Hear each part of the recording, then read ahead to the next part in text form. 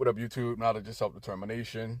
First off, apologies for not putting out any material. I've been super busy. There's been a lot going on, and I really didn't know where to begin.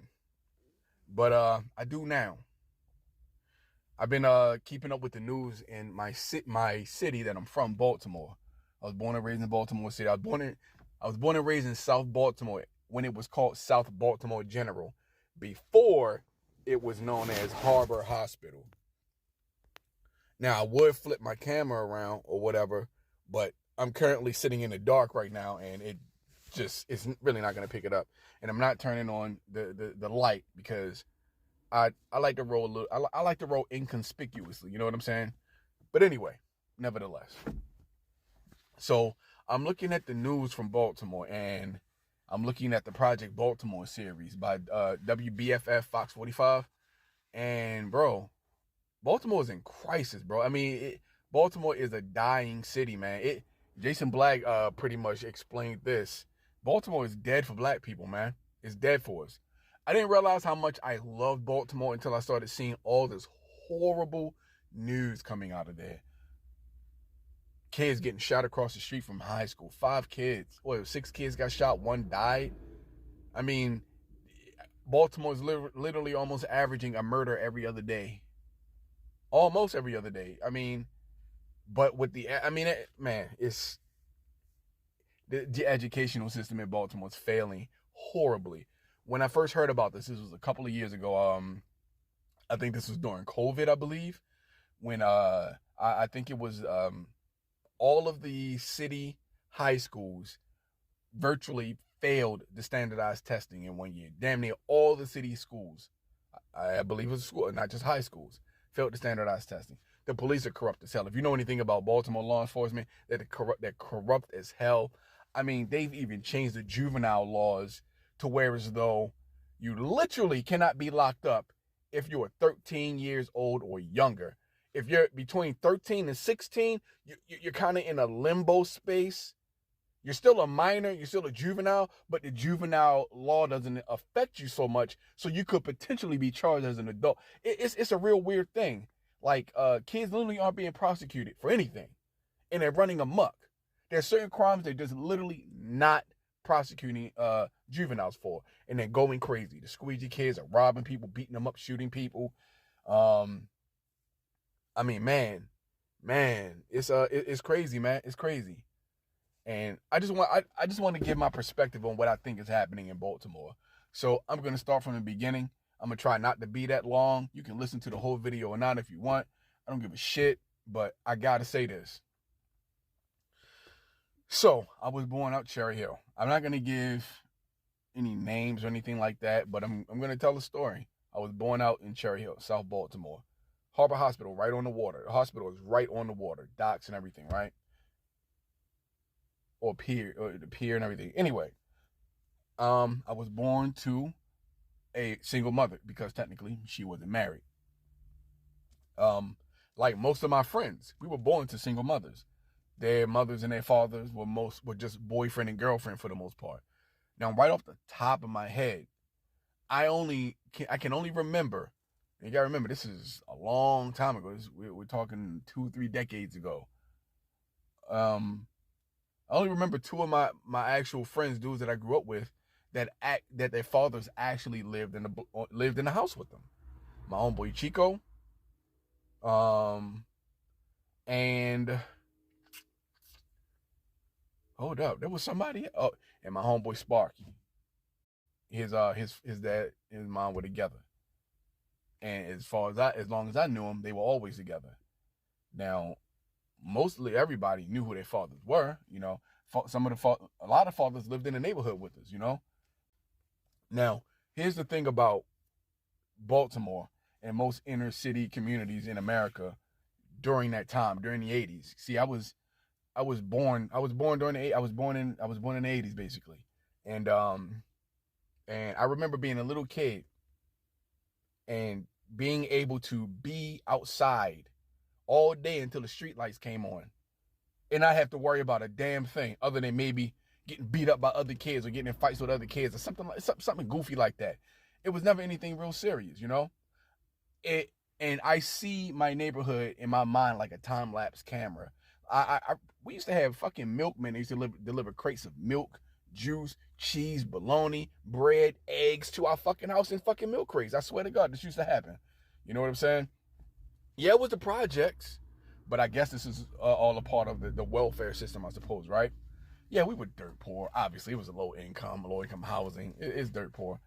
It, yeah, this is all the case, but it was cool, man. It was cool. There wasn't a lot of stress.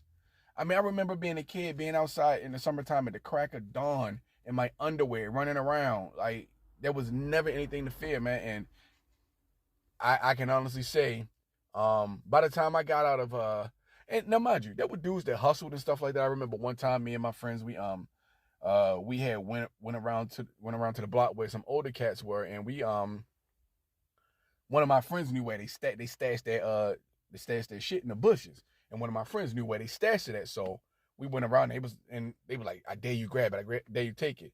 So I went to grab it, and the older dude saw us. I mean, we were in fucking plain sight. They saw us and ran down there and chased us off, and we got the hell out of there. You know, I was scared the older dudes were gonna beat me up and all kinds of shit. I had a fucking big wheel, bro. You know what I'm saying? Like, this is how young I was. I had a big wheel, and so they chased us off. They chased us off the block or whatever. But see, back then, the old heads, the hustlers, see, they actually gave a fuck about the community. You know what I'm saying? You couldn't do shit in front of elderly people, old ladies. You couldn't do no dirt in front of them. You wouldn't hustling in front of no churches or nothing like that. You know what I'm saying? They didn't even allow us to be on the block with them. They used to tell us to go the fuck home. Go ahead, shorty, get the fuck out of here. Go to school, whatever. You know what I'm saying? They used to try to keep us away from that, and I don't know what switched over. I don't know what clicked over, bro, but there was a change. By the time I got out of elementary school, I remember that summer out of elementary school, man, I think I went to the Eastern Shore with my uncle. Man, my summers used to be filled up with a lot of activities. My family always had me some type of military program, going to military summer camps and St. Vincent de Paul summer camps, or going to the Eastern Shore with my uncle. That wasn't every summer, but for a lot of summers in my youth, I remember always traveling, always going somewhere and having a different experience than most of the guys in my neighborhood. And speaking of which, shout out to the homie Jug. Shout out, rest in peace to the homie Fart, aka Turk, aka Tyreek. Shout out to the homie Woogie. That was my first big homie. Woogie introduced me to the block, basically. He introduced me to the block. I mean, he didn't put no packs in my hand. He introduced me to the block. The older cats in my neighborhood were always cool with me. They always liked me because they always said I always had a lot of heart. You know what I'm saying? Like, I showed very little fear in the face of danger most of my life, you know. And the older cats used to really fuck with me because of that. I wasn't scared. And I couldn't fight as a kid. I didn't learn how to really, really fight and be technical with it until I got older. But man, even if I got beat up, I wasn't running. I wasn't scared of shit. That's not true. I was scared. I was intimidated. I was a small kid. I couldn't fight. My mom didn't teach me how to fight. She taught me how to take a fucking punch, though. I tell you that. My mom was a brute.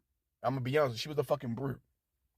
She was a hood rat, but my mom was a brute. My mom's would put hands on you, like ball up her fist and put hands on you. So I learned how to take a punch real early in life. I'm not bragging about that. I'm just telling you what my experience is, you know. Now, I remember the older cats used to have us in circles with boxing gloves, punching each other in the face, trying to toughen us up and everything. But anyway, things changed in the neighborhood really quickly. I remember my first introduction with cocaine. This was my very first introduction.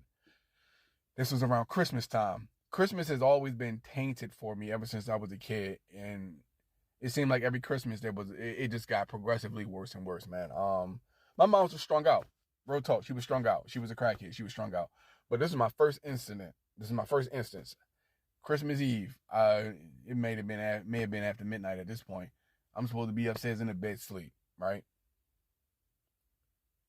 Because on Christmas, my mom used to let me sleep in her room, in her bed, and I guess she, did all the Christmas stuff downstairs, whatever, wrapped all my presents and all this, that, and the third, blah, blah, blah, right? So I hear, people talking downstairs, so I creep, And in the projects, everything is concrete. The floors are concrete or cement. The fucking stairs, everything is cement. So I used to fall out of the bed a lot as a kid. You know what I'm saying? And it's amazing I didn't get a concussion or break an arm or a leg falling out of the bed because the floors were solid cement, bro. Floors, I mean, real talk, like, bro, you could die falling off a bunk bed in the project, bro. Our floors were solid cement, bro. Real talk, no bullshit. And so it was easy to creep around that house because there were no floorboards creaking. It's all fucking cement.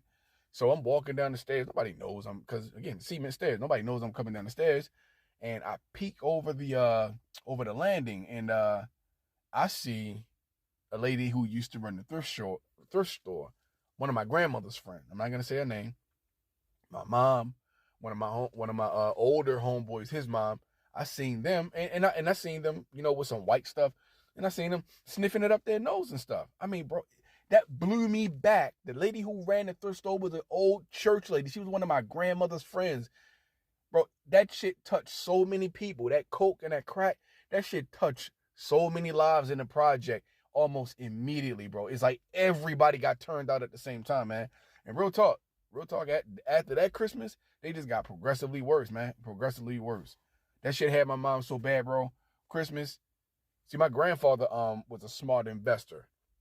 He purchased some stocks and he left these stocks for my mom.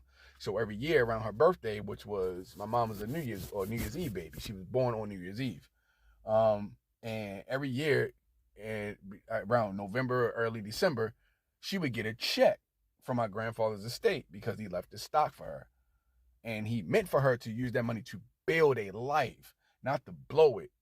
But the fucked up part is, I don't know what the terms of it were, but she started getting it. She started getting that money around the time when I was like about 4 or 5 years old or so. And yeah, man, it was weird because she could have used that money to get us out of the hood, bro. Real talk, she could have used that money to get us out of the projects. And every Christmas, bro, she smoked that money. I don't ever know how much she got. I would say she got between 5 and 10 G's every year. She got broke off between 5 and 10 G's every year. Because she was always, bro, I mean, Christmas used to be fucking, bro, my Christmases used to be big. My Christmases was so big, bro, you think 3 or 4 other kids were having fucking Christmas in it. That's how much bread she used to drop on me on Christmas, bro.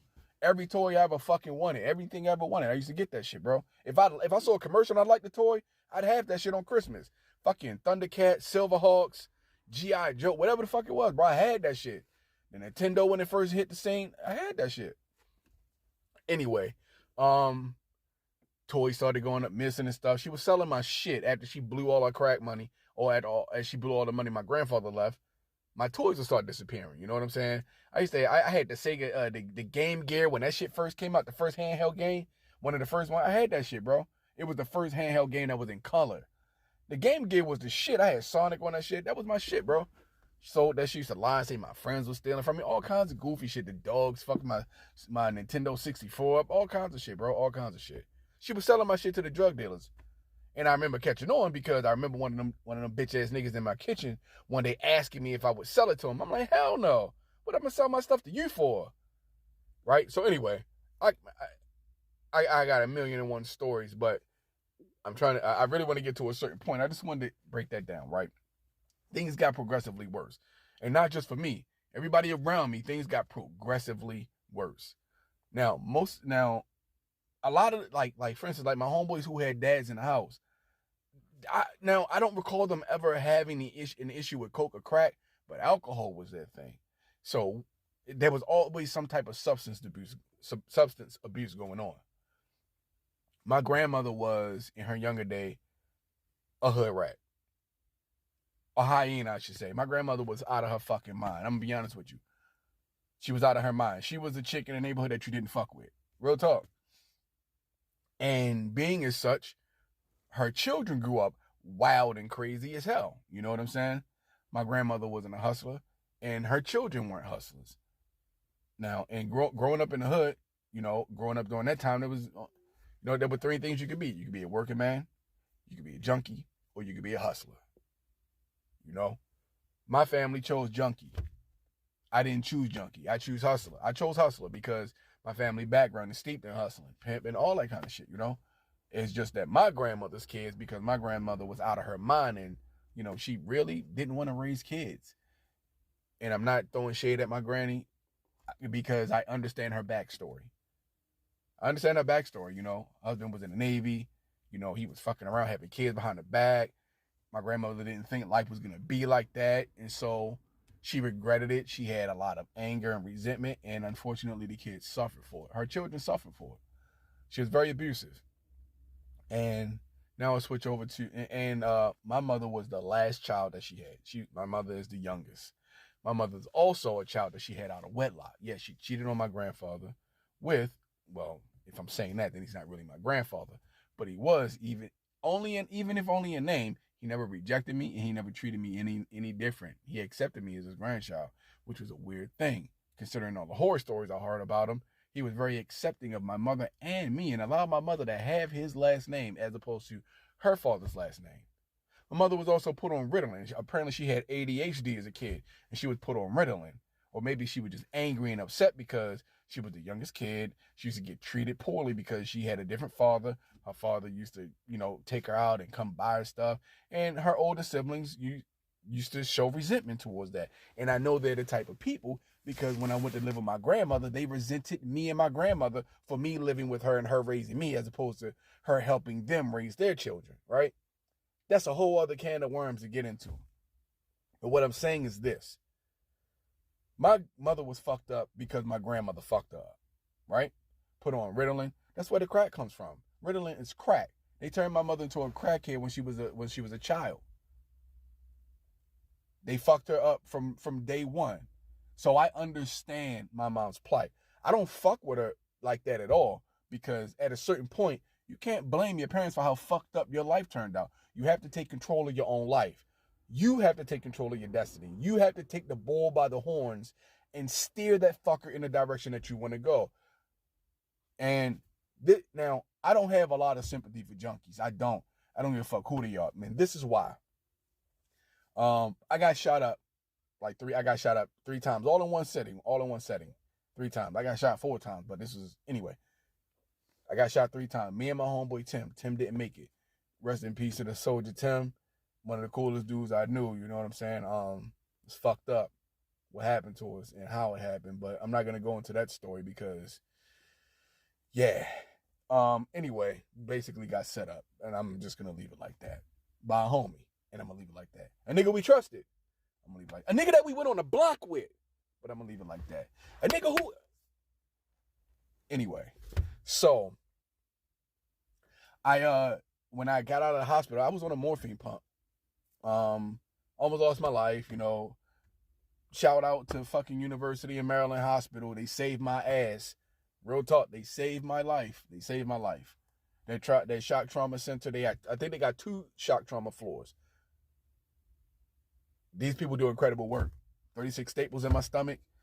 A few more, holes in my body, not through piercings, but I'm still here, you know. I come home, I get a prescription for Tylenol 3. Basically, I'm taking the Tylenol 3s for about a week. They stop working. I say, fuck it. I flush them. I start going through withdrawals. Because the fucking Tylenol 3 is fucking coke. I start going through withdrawals from that shit. And I knew I recognized it immediately. The cold sweats, not being able to sleep at night. Your stomach is balling in knots. You get the feeling that you want to throw up, but you're just dry heaving because you haven't eaten anything because you can't fucking eat. Because that shit I don't know what the fuck it does to you, bro, but a chemical dependency is nothing to fuck with. I'm telling you right now, real talk, chemical dependency is nothing to play with, man. But here's the thing, though. I recognized what I was going through. And you know what I said to myself, bro? The pain of withdrawal is fucking worth it not to end up being a fucking junkie. Because one of my trips to the hospital, John Hopkins, after I broke my leg in 3 places after I graduated from military school, which fucked up a promising military career that I had lined up. But anyway, one of the orderlies, older black dude, came in my room one day and waited for all the nurses and doctors to be gone, cleaning up and shit. He was like, "What's up, shorty? You good?" I'm like, "Yeah, man, I'm straight." He be like, "You hit that morphine pump yet?" I'm like, "No." He was like, "Look, man." He like, "Look, I know you in pain. I know it hurt." I said, bro, they had my leg in tractions. I don't know if you know what tractions is, bro, but they got all these fucking wires and shit. Your leg is just completely suspended. My leg was in traction. That's how bad my shit was, bro. That's how bad it was. They said a little bit higher, I'd have had to get I would have had to get I would have had to have gotten fitted for a body cast for the lower half of my entire body, bro. If the break would have been any higher. It's crazy. It's a crazy ass ordeal. But he told me, he like, look, man, rough it out, tough it out as long as you can. Deal with the pain as long as you can, man. He was like, that morphine right there, he like, little nigga, that's how motherfuckers come home dope fiends, because morphine is dope. That's my first, I never knew that before then, you know? So, yeah, man, yeah, so I would wait until the pain would get unbearable, then I'd hit the pump. You know what I'm saying? Fortunately, I didn't come home a dope fiend. Not either time that I had to have a morphine pump. But anyway, I know what withdrawals feel like. And to me, if you're not willing to have your body go through that, to purge your system of that shit so you can move forward with your life, you're a weak piece of shit. And I have no fucking sympathy for you. Because going through withdrawal, but you're gonna withdraw depending on, I guess, the level of the dependency, a few days to a week. And then you shake that shit, you get your health, your strength back in order, and you start to bounce back from that. Man, get the fuck out of here. If you too pussy to go through withdrawal, I mean, think about it. If the pain of withdrawal is more than you, how can I say this? If disappointing your entire family, letting everybody down, living in abject poverty, being the scum of the earth, if that's more important to you than going through the little bit of pain of withdrawal to get your life back on track, then kill yourself now, because what the fuck is the point of you even being here? I have no fucking sympathy, because I know it can be beat. Okay, sure, I wasn't addicted to no shit for no years. It was only a week or two of taking some fucking Tylenol 3, and it hurt no less. The pain was no less. The cold sweats were no less. Night after night. And mind you, this is after I got shot. I had 36 fresh staples in my stomach. And on top of that, I got shot in one of my arms too. It felt like my fucking arm was broke, even though the bullet literally went right through my fucking, what is it, tibia? I can't remember the name. Went right through. Didn't touch any bone, no nerves, no arteries, nothing. I was very fucking fortunate, man. Very fortunate. I believe the Creator was with me that day, man. Real talk. Real talk. I was fortunate. Of course, my ability to stay calm and rational in that situation kept me alive as well. I'm not going to take credit for myself, because if I'd have panicked, I'd have bled the fuck out on that cold-ass concrete that night and died right then and there. And I was dying, and I felt it. And I got to be honest with you, it's a very, very, very unique experience. And until I'm ready for it, I don't ever want to have to experience. I wasn't afraid. I was afraid for maybe about, I'd say like 5 seconds. I panicked. I was afraid. And then I had to catch myself. Like, nah, man, I can't go out like this. I know, like my homeboy Fart that I shouted out. Rest in peace, Fart. That I shouted out. And Fart was the homie, bro. Real talk, man. It wasn't nobody in the hood Fart didn't beat the fuck up, bro. And he wasn't no real tall dude. He was fat, but he wasn't no real tall dude, bro. But he was wild, bro. Everybody, bro, he's that dude. You got all your tough guys, the dudes you don't fuck with. And then there's that one guy that don't nobody fuck with. Fart was that dude, because he didn't give a fuck. You feel me? My man Turk didn't give a fuck. He would fight and beat up anybody. You feel me? Like, he was that dude, you know what I'm saying? Even if other dudes in the neighborhood, tough dudes in the neighborhood, weren't afraid of him, he was just the dude you didn't fight, because he was relentless, bro. But anyway. And shout out to Cherry Hill, man. I fucking love my city. I love my hood, man. I love it. Yeah, it's a dangerous ass place. And I don't love it for the clout of coming from a dangerous place. I love it because I fucking survive. You feel me? I was one of them dudes that was able to survive. Not hiding out in the house, you know what I'm saying, running to the bus stop or running to the train so you don't get caught up in no action. I was out that motherfucker in that shit. You feel me? Bullets wasn't past my head and all that shit. I was out there in the middle of that shit, They say that steel tough, steel sharpens steel, but it's all forged through the fire. My neighborhood was the pits of hell, homie. Real talk. We were forged in that motherfucking fire pit, that white hot fire pit, bro. And steel sharpens steel. Real talk, man. Real talk. Plute, you know what I'm saying? My man Hots, Jug, all of them. My man Fuddy Gutty, you know what I'm saying? Man, everybody, little Keith, man. Man, so many goddamn memories, man. So many homies, you know. And I'm gonna tell you something, bro. My reputation in the hood was as such, you know. I was a dude, I didn't have any other relatives that lived out there like most of my homies did. You know what I'm saying? But, bro, I was born out there, bro. There was no telling me I couldn't come around. I can't do what? I can't go where? Shit, fuck that shit. You just gonna have to beat me up every motherfucking day. Nigga, you can't tell me I can't go nowhere in the neighborhood. I was born in, nigga. Fuck out of here. I'll take them lumps every day until I get tired of that shit and stab you in the back of the neck with a fucking broken soda bottle. Yeah, bottles used to be made out of glass back in the day. Now 40 bottles, regular soda bottles. I'll crack one of them bitches and stab you in the back of your fucking neck real quick. Or rabbit punch you in the stomach so motherfucking hard, make your fucking balls come out your asshole. I was famous for that shit. Boom! Hit your ass in the motherfucking stomach or the solar plexus real quick and fuck your whole shit up. But anyway, shout out to Cherry Hill, man. Yeah, man, it's basically most of the mothers in Cherry Hill were single mothers. Most of the mothers in Baltimore City were single mothers. Why is that? See, I come up in an era where women used to teach other women that their pussy was gold. Their pussy was their ticket to a better life. There was a crew of basically these prostitutes. They used to call them the Dick 'em Down posse. It was a posse of chicks that basically was selling coochie. And they was handing out claps, herpes, and HIV along with it. Right? It was a fucking mess, you know? Because in the hood, that's what womanhood was. How sexualized can you become at an early age? That's what makes you a woman. How many dudes can you fuck? You know? It was sport like it is now. Baltimore is a city in crisis, right? Cherry Hill used to be one of those towns one of those places, one of those communities that first is one way in, one way out. Well, it's two ways out. And if you don't know it, you're fucked. Because it's not easy to find that other way out of Cherry Hill. Trust me, I know. It's not hard. It's very hard to find that other exit out of Cherry Hill. It's not easy. And I'm going to be honest with you. In fact, it really is one way in, one way out. The other way literally is a fucking loop. So if you go into Cherry Hill, you got to go through Cherry Hill to get out.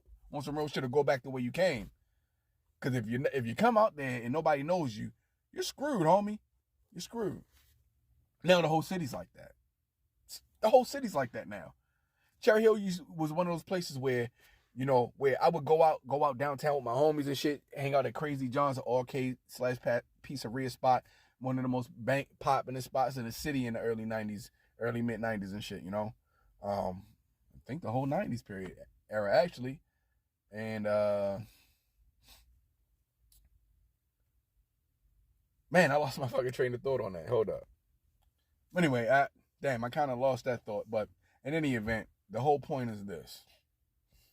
The single mother epidemic.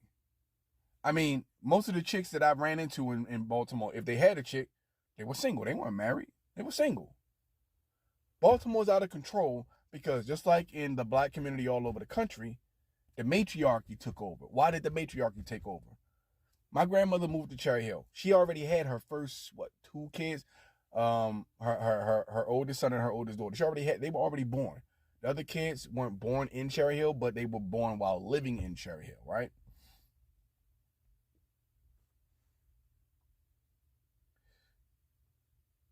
My grandmother and a lot of her friends taught their daughters how to get on Section 8. Like, for instance, my grandmother had a friend who used to work for social services, right? They instructed her friend instructed her to tell my mother not to put my father's name on the birth certificate. That way she can get more money from the state. And see, that's how a lot of that shit happened. A lot of these women back in the fucking 50s and 60s had friends that worked for social services and shit and used to instruct them to do that kind of goofy shit. Oh, don't put the father's name on the birth certificate. That way you'll get more money from the state. Creating generations of dependency on the state. The men are gone because the men can't even be in the house, which is why I had now mind you, my friends who had fathers that actually lived in the house, guarantee their asses weren't, you know what I'm saying, on public assistance because their father was in the home. And that was part of it. The man has to go in order for us to help you, right? And generations of women were raised like this. The women telling them, you don't need no man. Huh. You can stay here in the projects. I can teach you how to get a Section 8 voucher. You can have all the babies you want. Every baby you had to stay to give you more money. And chicks were literally living their lives on this method. Having babies and getting a bigger check from the state. Earned income credit at the beginning of every year. You know what I'm saying? At the beginning of the fiscal year. I mean, so on and so forth. This went on for generations and generations and generations. You know, a lot of the men got locked up, you know, because again, economically, Baltimore started dying because unemployment started going up. The men were getting kicked out, and they were also not getting job opportunities as well. So they did what many of them can do. They turned to the streets. They hustled, and a lot of these dudes make a lot of money. Too little of them did the right thing with their money. Most of them blew it. Most of them ended up junkies.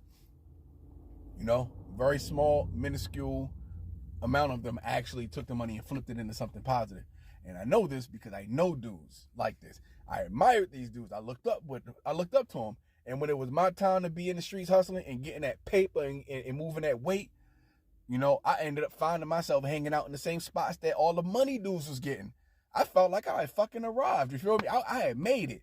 You know, I'm chilling in the strip club by myself, you know, chilling. I'm not even old enough to be in there. That's why I'm not saying the clubs. I wasn't even old enough to be in that motherfucker. I was like 18, 19, getting it.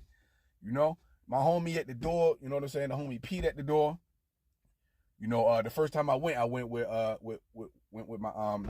one homie.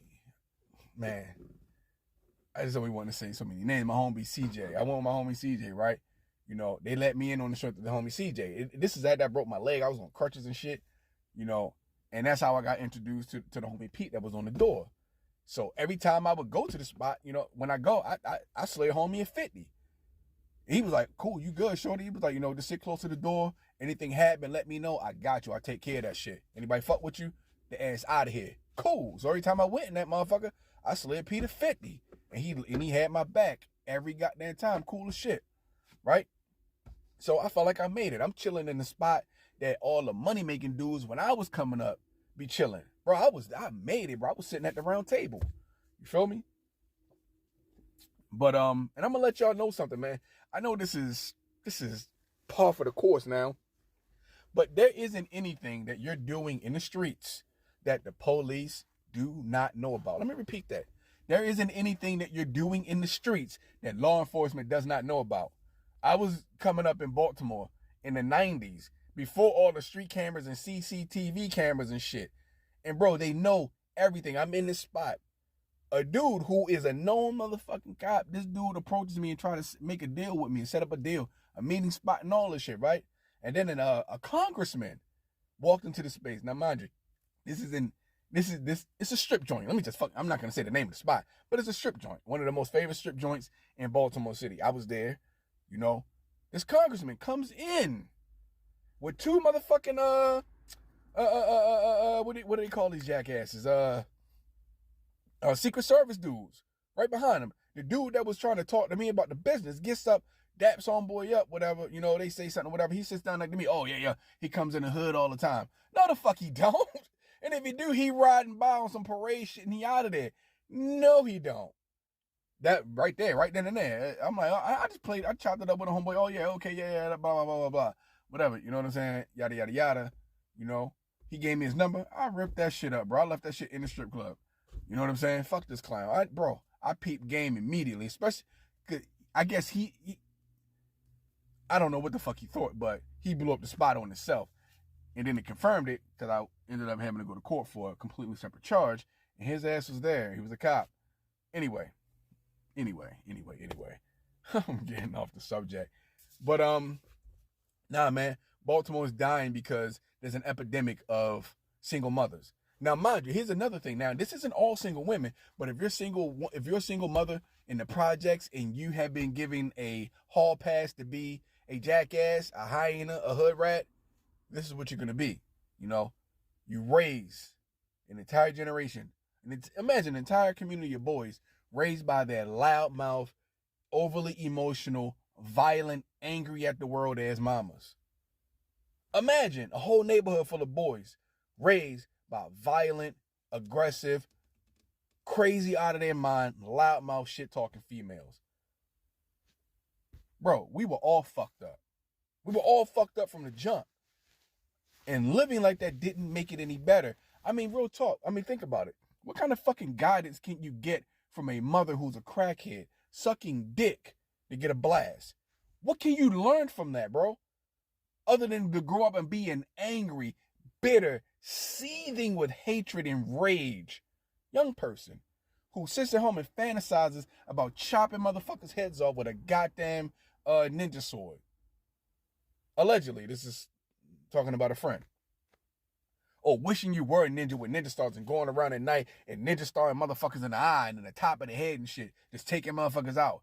You know, coming across a box of hand grenades and just lobbing them at the block and blowing motherfuckers up. You know what I'm saying?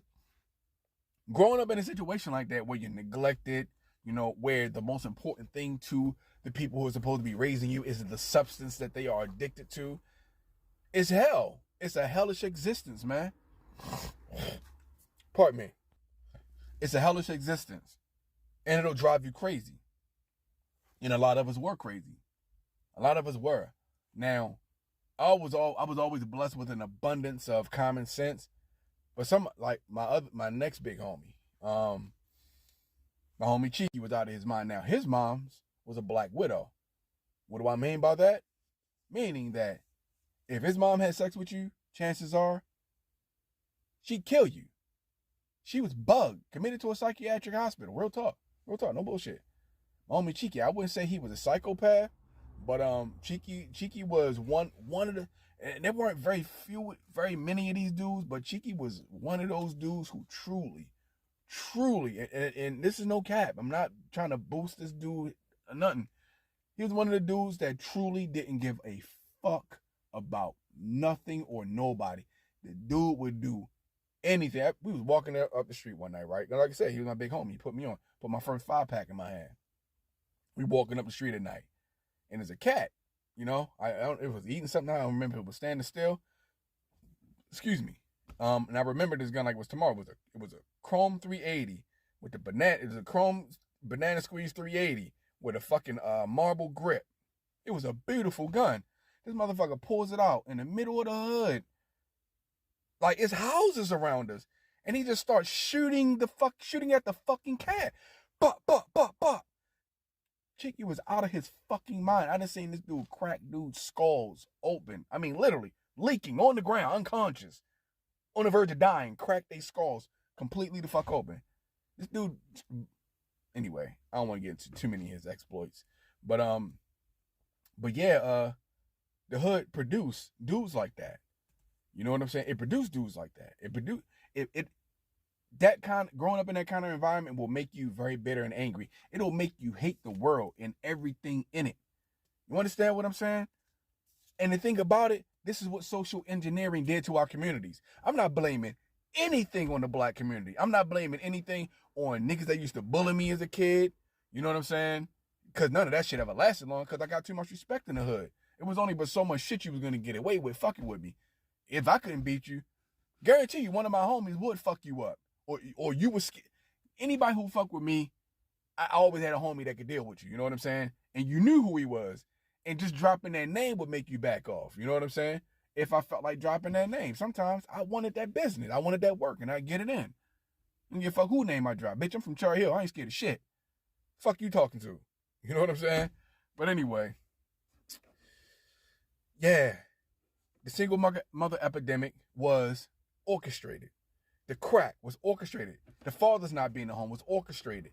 We have been socialized. We are a fucking social experiment. They call it the projects for a reason, bro. Our neighborhoods are fucking with lab rats in a fucking maze, bro. You know what I'm saying? Trying not to run into dead ends just so we can get to the fucking cheese. And the sad part about chasing only one block of cheese, the other motherfucking rats in the community might kill you and eat you alive if they think you sniffed out the cheese before them. Think you have a handle on that shit before them. You know what I'm saying? The single mother epidemic, the crooked police departments, because the police now in Baltimore are even worse now. They're even worse than they were then. I mean, the worst thing we used to have to worry about was them catching us and beating us the fuck up. Now they're murdering niggas. You know what I'm saying? They're murdering you. They're hitmen out here, murdering people. They're hitmen with badges. We have the legal right to protect and serve your ass up on a silver platter. Like, what the fuck is that even? What is that? What I'm saying is this. My city is dying. You know what I'm saying? The fucking Department of Waste Management doesn't pick up garbage. You know what I'm saying? The fucking CEO of the fucking the school board, the school district, or the bitch from North Avenue. She's a horrible person. She's taking money and she's allowing schools to have shadow classes and shadow curriculums and shadow students. They're getting, from what I understand, Baltimore is one of the third to fifth largest educational budget in the goddamn nation, and 41% of the students are at a 1.0 GPA or lower. Think about that for a second. Everything that's wrong with Baltimore is orchestrated. Department of Public Works sucks. The Department of Waste Management sucks. The water supply is fucked up. It sucks. The education sucks. The police department sucks. The city council sucks. The mayor sucks. This is all orchestrated.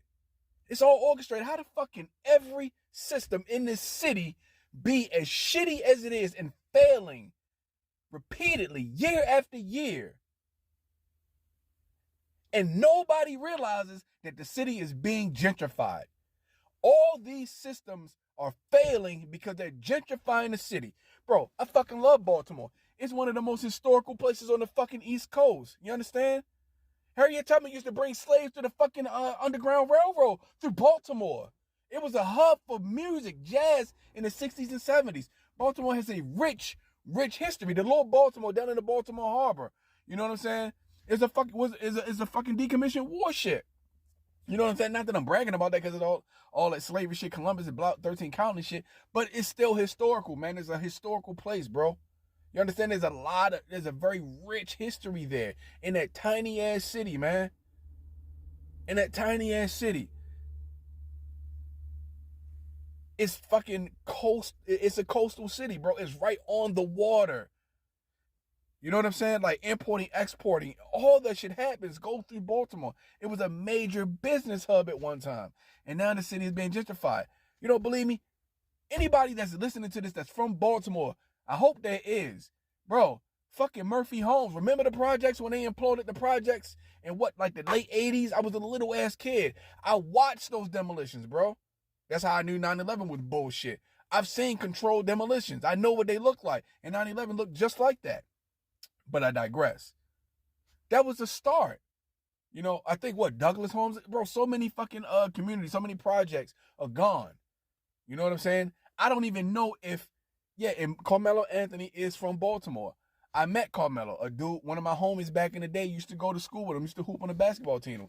Dude tall as a motherfucker. I remember when Carmelo got drafted. I remember the party he threw at the fucking Merritt Athletic Club. It was hella people there, you know what I'm saying? He had his chain on and shit. He was a cool ass dude, bro. Just chilling, standing there, tallest motherfucker in the room. Cool as shit, dapped me up and everything. Melo was cool as shit the first and last time I ever met him. After that, he was going into the NBA. La and all that shit happened, you know? And shout out to Carmelo Anthony, man. Shout out to Pac. Pac went to Dunbar. He went to the School of the Arts. They still got pictures of Pac down at the School of the Arts. Him and Jada Pinkett. I knew dudes that used to fuck with Jada Pinkett back in the day. You understand? I used to know when Jada Pinkett was in town because one of her cousins lived out Cherry Hill. And when I used to work out the airport, I would always see her on the train going out the airport because of certain arrangements and all that kind of shit. That's all I'm going to say. You know what I'm saying? Yeah, man, I love my city, bro. I love my city. And it's failing, it's dying because the entire system is failing. Understand? Oh, let me get to this. The Great Blacks and Wax Museum. I fucking love that place. It's right in the hood. It's right on North Avenue, East North Avenue, right? It's right in the hood. And every time I would go to Baltimore to visit Everyone's Place, the bookstore on North Avenue, right across from Edding Street, where I got shot at. One of the times I got shot, when I got shot the 3 times, not one time back in the day, but the 3 times. Right there. And bro, I ain't give a fuck about getting shot on the block right across the street. Because I fucking love Everyone's Place, bro. I love Everyone's Place.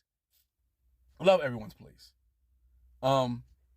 Anyway, every time I'm in Baltimore, I go there and buy a book or two, every time. But the city is dying because the people who have been elected, now again, this is the fault of my people in Baltimore. I'm sorry, but you keep electing the wrong motherfuckers.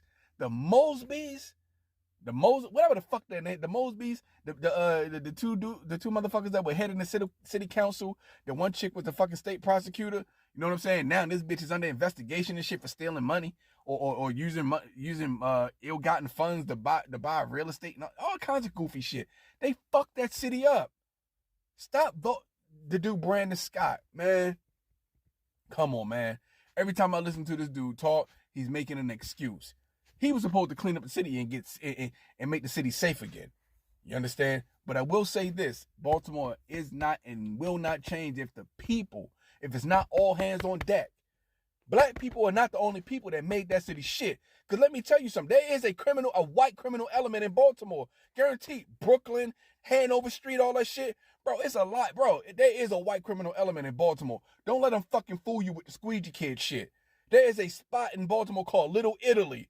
And anywhere there's a fucking Little Italy, you know what else comes with Italy. So miss me with the dumb shit. And we don't control the importing and exporting in Baltimore, in a city that's overrun with guns and drugs. There are no gun shops in the Baltimore city limits. I know, because the first legal gun I bought, I had to go to fucking Ricestown, Maryland to buy it. There are no gun shops in Baltimore.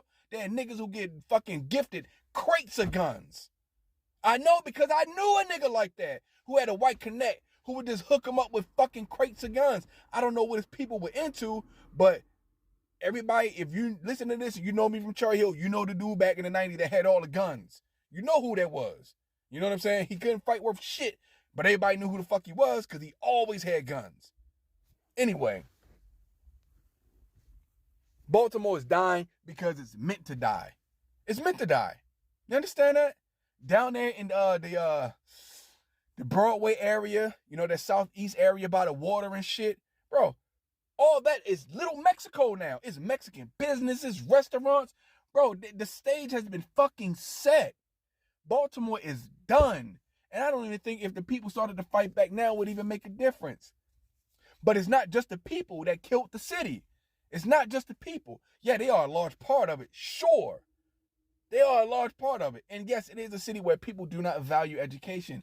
I hate to say that, but I was one of those kids, you know what I'm saying? I went to private school and military school. My peoples got me the fuck out of the public school system. I fucked up and re-invited myself back there for a short stint. But my people never wanted me to go to public school because it was trash.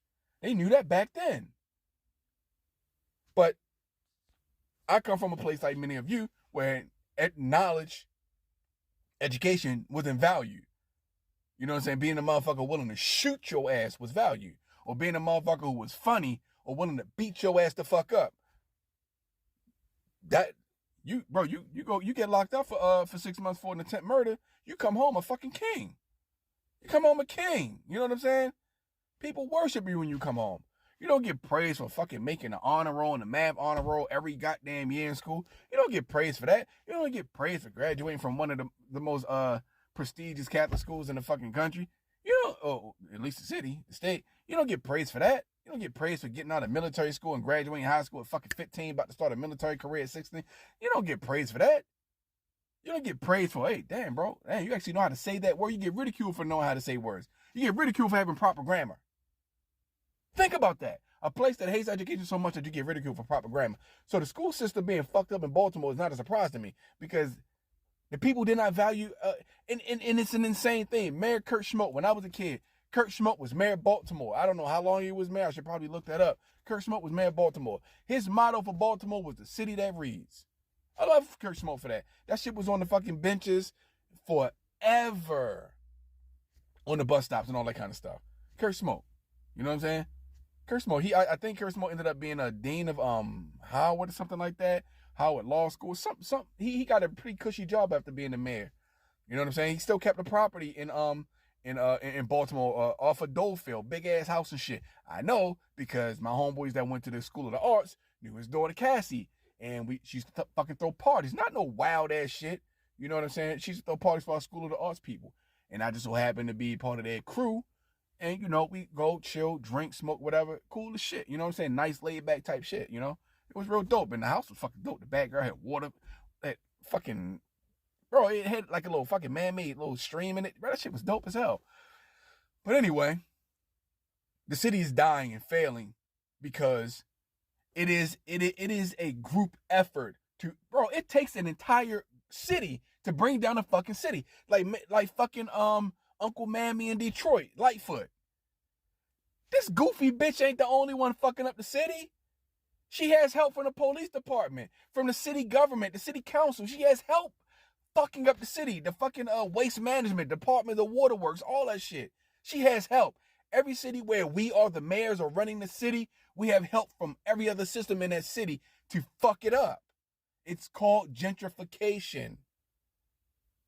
I didn't have the vocabulary in the 90s, but I always knew that there was something wrong. I remember us having conversations about, the old people in Cherry Hill, they sold Cherry Hill to white people. We didn't know what the fuck we were talking about. We didn't realize that we were talking about gentrification. We didn't realize what we were talking about. We didn't realize that the projects, low-income housing, isn't actually owned by the city. It's funded by the city, but it's not owned. The programs are associated with the low-income housing, but real estate developers actually own the property. I didn't realize that back then, that's what people were talking about. The old chicks in the neighborhood didn't sell it. The motherfuckers that owned the property sold it a long time ago. Right? The city is ripe for gentrification, man. I see it. Man. It's right for, and why do I say it's right for gentrification? Because that's how they gentrify cities. They let crime go out of control. They let pollution and waste go out of control. The education system starts to fail. And then what happens in economically deprived situations with poor education? Crime. What happens when crime starts to take hold and ravage a place? Property values drop. There are rows and rows of empty houses in Baltimore, east, west, north, south, abandoned homes. You know what I'm saying? It's fucking shameful, man. It's shameful. It is shameful. It's shameful. You know what I'm saying? Why did I leave Baltimore? Not because I hated Baltimore. I didn't hate Baltimore. I fucking love Baltimore. You know what I'm saying? Anytime I left Baltimore, like go to Florida, anywhere, go to New York, I always came back because it's what I was familiar with. I knew every inch and nook and cranny of that city. You know what I'm saying? There wasn't any way in that place that if you dropped me off, I couldn't walk my way back home. You feel me? I know every inch of that place. You know what I'm saying? I've walked, well, I didn't walk the entire city, but I've walked enough in Baltimore to have walked the entire city. I always went back home. Always. Not this time, though. It wasn't because of the crime. You know what I'm saying? Because I'm be honest with you, man. Something in the water, man. There's a lot of lead in the water in Baltimore. There's a lot of lead in the paint, too. I actually had a homie who actually, his pops put him on with it. That was actually his job. He used to actually do lead paint inspections and shit. Making hella fucking money, bro. To this day, he told me how to get into it, but I wasn't interested then. But, pretty fucking dope, man. Doing them. He actually took me with him a couple of times and shit. It was actually pretty cool. But I didn't know there was that much fucking lead in the city, bro. Places like Baltimore tend to really produce a lot of bugged out motherfuckers, man. A lot of bugged out motherfuckers. Real talk. I was talking to my great uncle, my grandmother's brother, and he was talking to me about me and his son. One of his younger sons, and because his younger son is around my age. Unc was getting it in for a long time. And one of my other cousins, he was talking about us three in particular. My cousin that I refer to as a little brother, because I was in his life ever since day one. I remember when his mom shitted him out. You feel me? She was still on that shit, and no shade to his mom, because when she got her shit together, bro, she was one of the motherfucking best hustlers I've ever seen in my fucking life. Real talk. The street shit, she was with it. You feel me? And she was getting that paper. So no shade there at all. But I remember she was so gone off the crack that doctor told her, you know what I'm saying? Like, be careful when you had a baby, because that shit got you so open and dilated, like you could go to pee and shit the baby out while you on the toilet. I remember that conversation very vaguely, but I remember that aspect of it. But anyway, he was telling me about how we got this kind of, got this thing with us, this blind rage thing. Like he's like, it's just in our blood, like to snap and just fucking just lose it. And I know he's not lying, bro, because I get to a point, bro, I don't give a fuck who you are. If you make me mad, make me angry, or think that I'm about to roll over and be your bitch, bro, I will lose my motherfucking, I mean, real talk. I would rather you kill me than to let you step on my motherfucking integrity as a man. Like, bro, I was like, it's that's probably why motherfuckers tried to kill us, because we were just those dudes, bro. I'm not backing down. Fuck you. You know what I'm saying? Like, it's like an itch. It's like a nervous tick. Like I could start off cool as shit, not wanting to fight somebody, not wanting to fight you. I don't want to throw hands. I'm cool. You know what I'm saying? I can walk away from this. I don't have no ego to inflate. None of that. I don't have anything to prove to anybody. And even if I'm intimidated by a dude, you know, like, all right, yeah, this dude bigger than me or whatever, you know, or he got rep for having those hands. And I'm not trying to fight you, but you keep on persisting and insisting. Eventually, I'm going to get mad. I'm going to get really mad. And eventually, I'm going to forget that I'm intimidated by you. I'm going to forget that you're a nigga in the hood that bust motherfuckers. I'm going to forget that you got hands. I'm going to forget that you got 3 or 4 other dudes around you. I'm going to forget all that and not give a fuck. And all I'm going to want to do is end up with my hands around your throat, choking the life out of you. That's kind of one of my things. If I get your neck, if I get to your neck, be careful. Be careful if I get to your neck. But, yeah, Baltimore's one of them places, bro.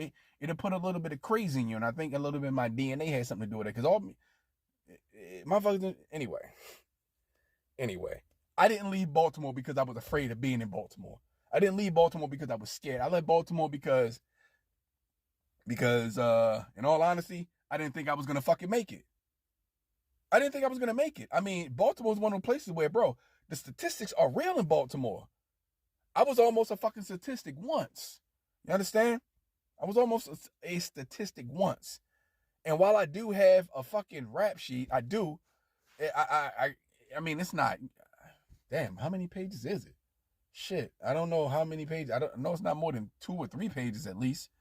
You know what I'm saying? But no serious shit. I don't have any F's on my record. Fortunate. But why I left Baltimore, I caught 6 charges one night. Why? Dealing with the fucking police.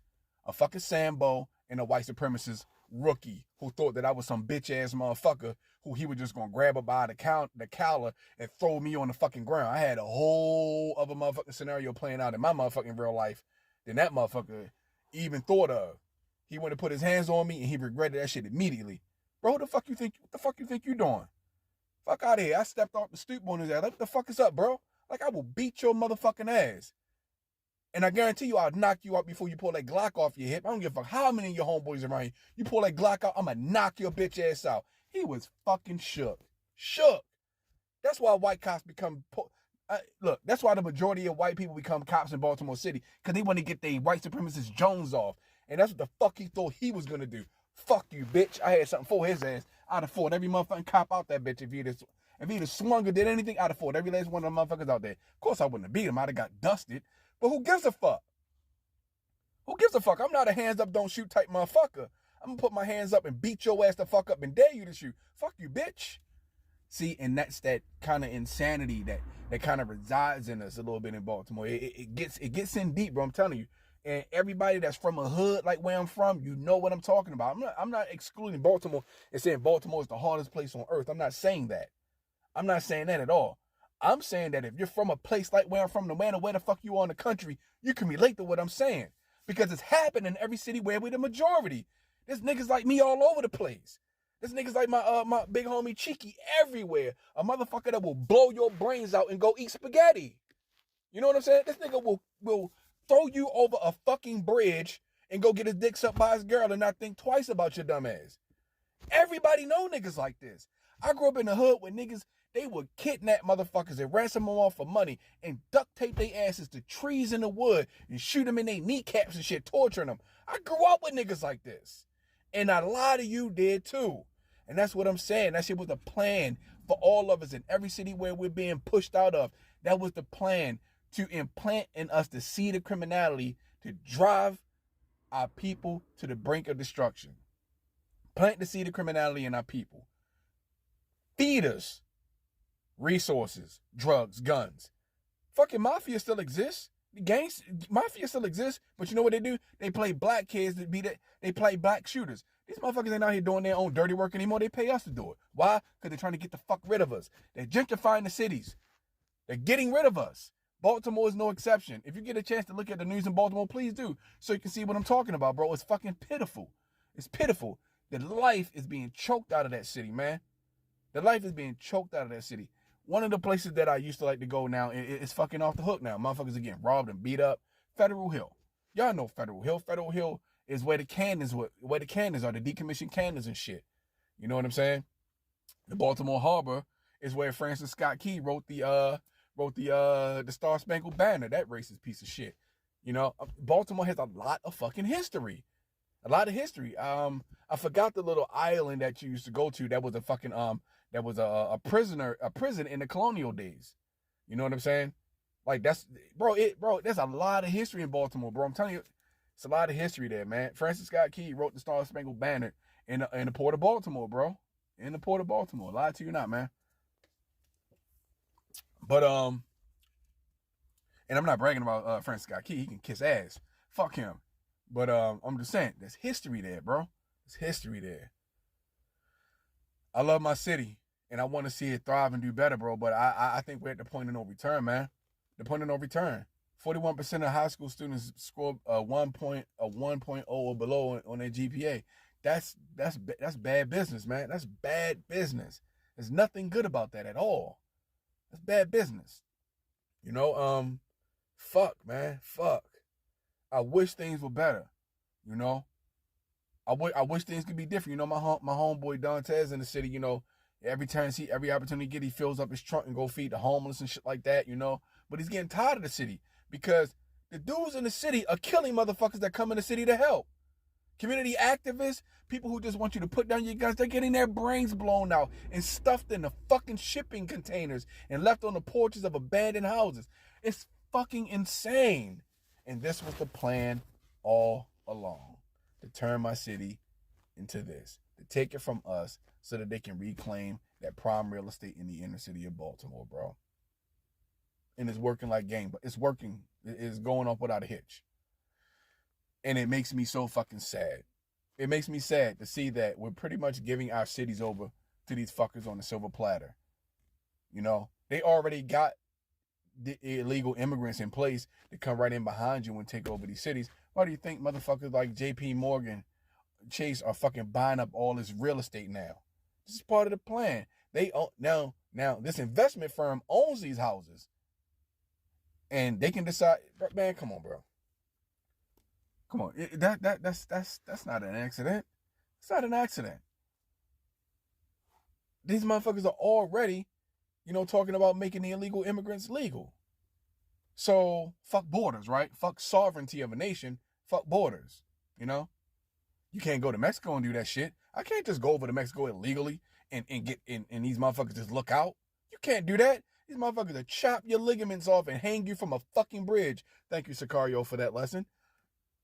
Are you kidding me? And how the fuck are people that come from a country this shitty gonna come over here and outdo us? You motherfuckers ain't better than us. Look, bro, have you motherfuckers seen Mexico? Fuck the resorts. I'm talking about Mexico. Mexico with the dirt roads and shit. Mexico. You understand what I'm saying? Mexico, where they hanging motherfuckers off of bridges with no heads. Mexico, Mexico. Sicario, Mexico. I know Mexicans that hate going to Mexico. Real talk. And these motherfuckers supposed to come over here and be better than us and replace us.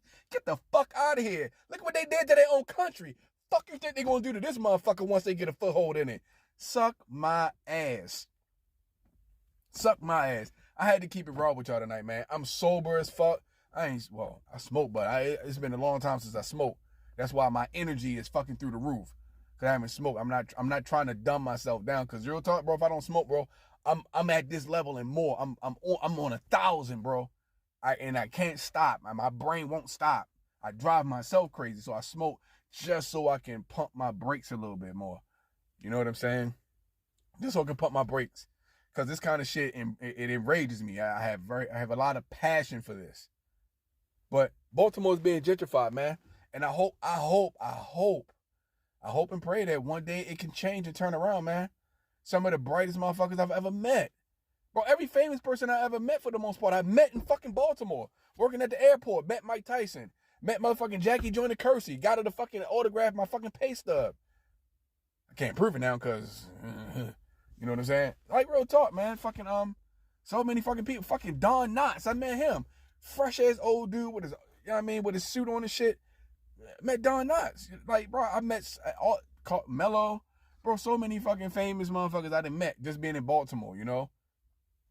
Or associations with motherfuckers. Like my homeboy Flip, when his mom was a producer, he actually did a fucking song with Ron Isley, bro. It was the dopest shit I ever heard. I lost the tape. My dumb ass, right? Don't ever give me shit that important. But, man, it's wild, man. It's wild. You know, but I left Baltimore because I caught them 6 charges. I caught a disorderly conduct, disturbing the peace, right? And then 4 resisting arrest, and then 3 assault on a police officer. Now, I was fortunate because the assaults on a police officer could have actually been Fed charges. They could have bumped that up. They could have handed that over to the feds. I could have got more time than that, or they could have chose. Anyway, when I went to court, I wasn't going to go to court with a fucking PD. Let's just tell you that. You know what I'm saying? And everybody has a story like this. I got me a nice Jewish lawyer. You know what I'm saying? Thanks to, I ain't gonna say but so much.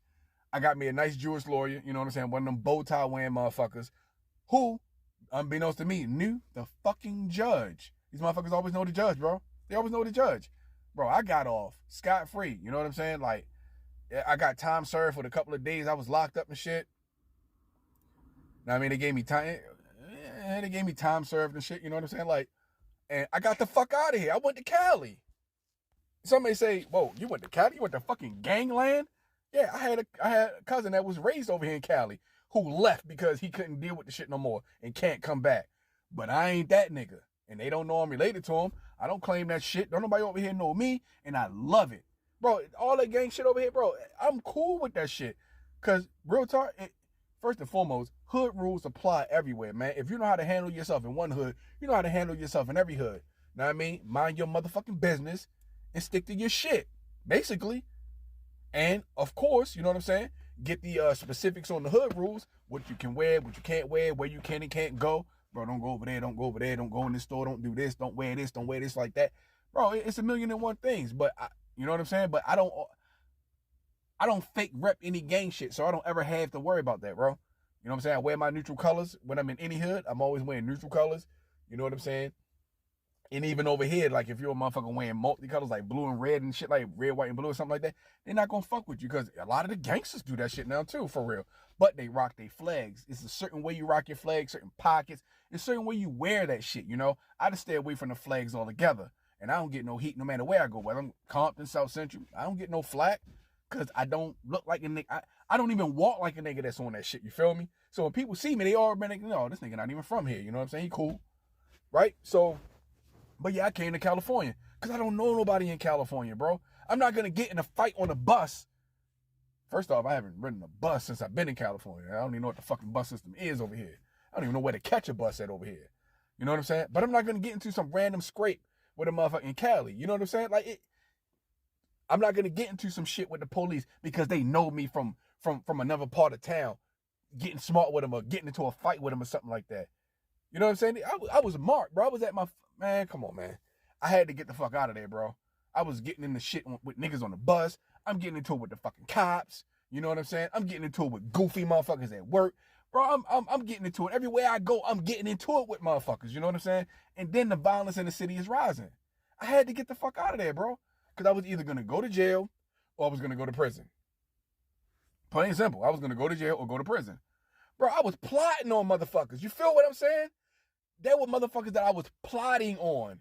You feel me? I used to practice Krav Maga. I really like to get back into it. Bro, when I was off work, I spent 8 hours in the gym, sparring and training. 8 hours, 2-3 days a week in the gym, sparring and training, getting ready for these motherfuckers that I was about to do. Because if it came down to it and, my weapon had got lost or something like that, I was prepared to beat you to death.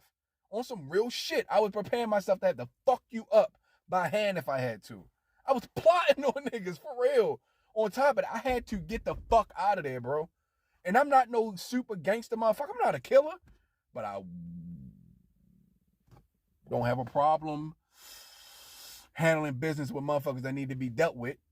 Because I do what white supremacists do. I just dehumanize you. And now I can do whatever the fuck I want to you. Because you're a cockroach now. Fuck you. You violated, bitch. You understand what I'm saying? But, yeah, man. Yeah, I had to get the fuck out of there, bro. Because I didn't see me lasting that much longer. And I can't go to prison, bro. Being locked up doesn't do well for me. It doesn't do well for me. I've never been to prison. I've been locked up, but I've never been to prison. I've been to jail, but never prison. I never had an issue in jail. You know what I'm saying? Motherfuckers always gave me the utmost respect. But because I respected other people. And if I had to, you know what I'm saying? Your head in the concrete and my foot, we're gonna be best friends. But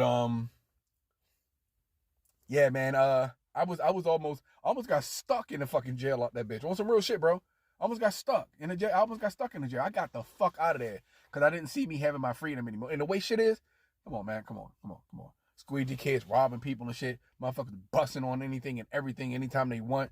Come on, bro. My freedom wasn't going to last long in that place. Not with 6 fresh charges.